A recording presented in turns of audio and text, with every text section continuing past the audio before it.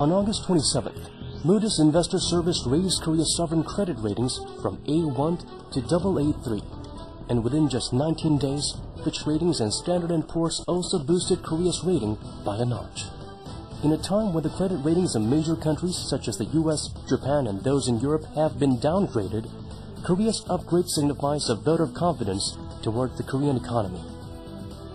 Korea lifted its GDP per capita from $100 in 1967 to an incredible $23,000 in 2011. How was Korea able to achieve the so-called miracle of the Han River with explosive growth over the past 50 years? The Korean War, which broke out on June 25, 1950, destroyed 44% of the factories, 42% of the machinery, 80% of the generating plants, and 50% of the properties, literally crumbling Korea into ruins.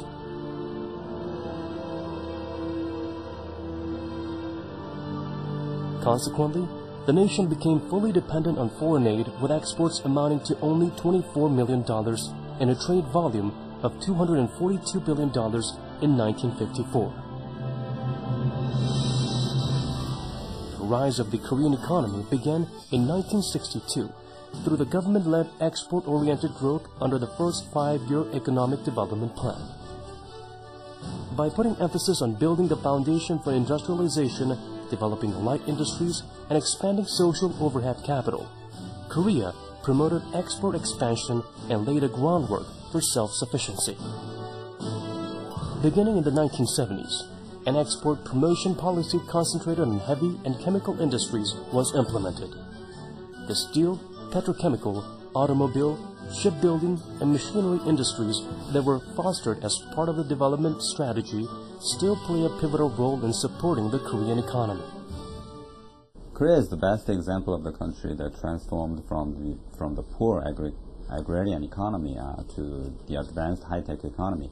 The main cause of this successful transformation is that Korea adopted market capitalism and export-led industrialization strategy. 중화학공업 육성 정책에 들어갔습니다.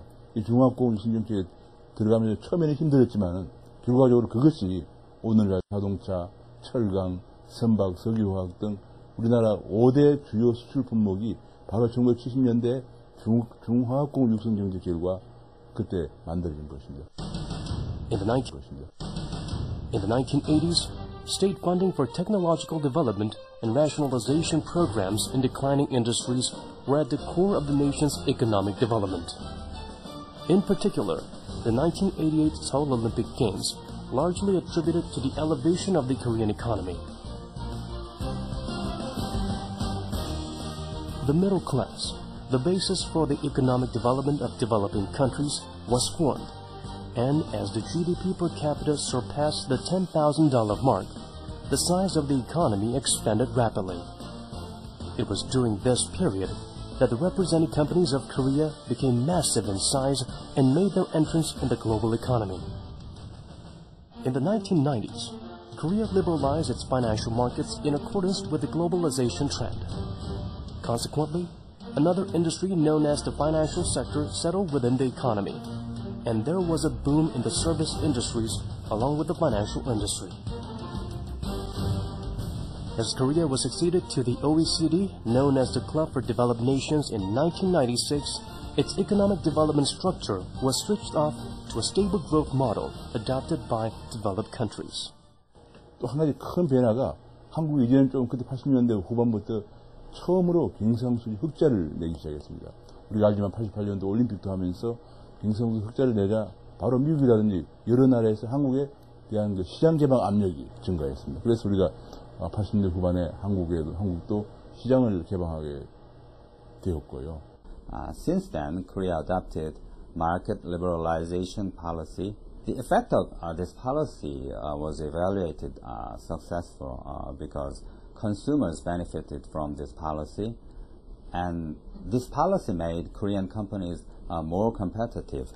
But inflow of foreign capital caused by opening the financial market created the problem when the East Asian financial crisis blew out. In 1997, Korea was hit by a severe financial crisis. The country received a $58 billion bailout fund from the International Monetary Fund, generally known as IMF, and suffered bitterness of having its status lowered to an economic colony. Korea's industrial structure that had concentrated on high economic growth had proven to be vulnerable to crisis. However, Korea paid off all its international financial debt by August 2001 through the pushing of tightened fiscal policy and a high interest rate policy, along with pan-national efforts including the gold-collecting movement. The nation made a quick economic recovery. In fact, 3 years before the originally projected date. Korea responded very quickly to the financial crisis in 1997. Korean government implemented a structural reform program immediately, and Korean people endured the pains from the structural reform, even though some of them lost their jobs and businesses. The private sector was very enthusiastic to overcome the crisis, so they cooperated with the government policies. Private sector has been followed, even though they have to suffer from those currency crises. 그 가장 큰 이유는 한국 경제가 당시에 우리가 그 당시에 국제적인 그 동아시아의 위기 때문에 일시적으로 유동성이 부족해서 그렇지 한국 경제의 기초적인 체력이 안 좋았던 건 아니었거든요. With the dawn of the new millennium, Korea achieved economic development through its IT and semiconductor industries. However, it also faced challenges of having to discover new driving force for future development and thus stood on a transition point of the fostering of new technological industries. Last year, the total trade volume surpassed $1 trillion with $515 billion worth of exports and $485 billion worth of imports. As the exports reached a record high, the amount of exports recorded a 10,000-fold increase in just over 65 years. Korea's achievement of surpassing $1 trillion in trade volume can be understood as an indicator of Korea's elevated national status that marks its entrance in the global trade order. Until now, there have been only 8 countries, including the US and Japan, to surpass the $1 trillion mark. And what is more significant is that Korea is the first country to join the club since the global financial crisis. However, it should remain in order for the Korean economy to completely jump up to the level of advanced countries. The first is the exacerbating inequalities between exports and domestic demand. According to the Bank of Korea, the amount of trade increased by 2.5 times from 2000 to 2008. But the domestic market only increased by 1.9 times. Prolonged subdued domestic demand and some shocks from abroad, like from European financial crisis. So we are facing, the two difficulties from abroad and internal demand. So internal demand has been a prolonged problem, so we have to be more careful how to deal with those problems. But the external demand, basically, we cannot control over them. 세계가 장기 침체로 가기 때문에 수출만 의존해서는 안 되죠. 고급 서비스, 예를 들면 이제 의료라든지, 교육이라든지, 금융, 관광, 그다음에 컨설팅 이런 고급 서비스업을 육성해서 거기에 이제 일자리를 창출해줘야 젊은 사람들이 가는데 그 고급 서비스를 육성하는 데는 현재 고급 서비스를 왜 육성 안 되느냐? 가장 큰 이유는 정부에서 너무 규제를 많이 합니다. 교육도 규제하고 금융도 규제하고 다 규제를 하고 있어요. 정부에서 획기적인 규제 완화로 고급 서비스에 관해서 고급 서비스를 육성해 줄 때 우리의 살 길이 있다. The second issue is household debt that is now even emerging as a social issue. In 2010, Korea's household debt compared to its GDP stood at 81%, which is much higher than the whole of the OECD. The ratio is similar to that of Spain, which is currently suffering a financial crisis, and 20 percentage points higher than that of Greece. The total amount of household debt surpassed the level of 1,000 trillion won, which is a history record. The problem is that speed of increase in debt is too fast and the amount is too much.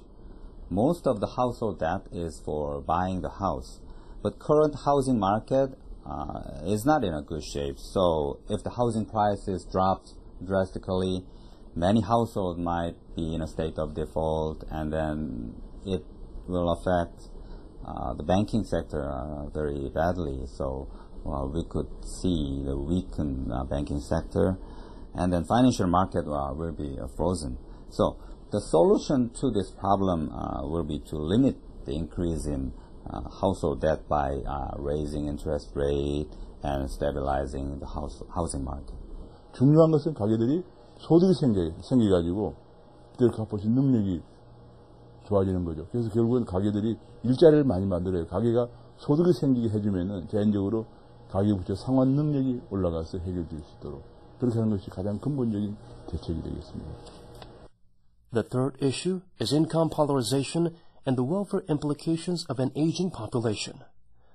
Compared to its GDP, Korea's welfare spending is 26.3% and its funding is 31%, which lags far behind the OECD average of 43.6% and 45% respectively. Income polarization from rapid economic growth is not a fact, but sometimes an illusion.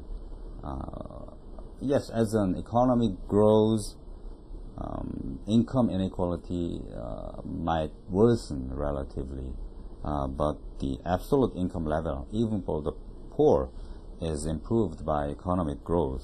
So, in order to raise income level for the poor, economy should grow to create jobs, rather than focusing on income polarization or correcting income polarization. 우리가 복지국가를 하면 이제 유럽을 얘기하는데 유럽은 북유럽 같은 경우에 스웨덴, 독일 같은 경우는 이미 그 복지국가의 문제점이 드러나면서 90년대 후반에 대대적인 계획을 해가지고요. 수많은 근로촉진형 복지라고 그래가지고 일을 하는 사람이 더 혜택을 많이 볼 수 있도록 그런 제도로 바뀌었습니다. 그래서 한국도 지금 현재 예산의 약 28% 차지하는 복지가 결코 적은 건 아니고요. 그래서 우리가 이 복지를 어떻게 알차게, 다시 말하면 근로촉진형 복지를 해서 성장과 복지가 같이 가는 시스템으로 바꿔줘야 한다. 남유럽식으로 마구 퍼즐식으로 하다가는 우리가 남유럽과도 위기를 면치 못한다 하는 걸 생각해야 되겠습니다. In order to overcome these issues and make a new leap forward, Korea is planning to focus on social protection and livelihood support in the short term, and economic and social reform in the long term.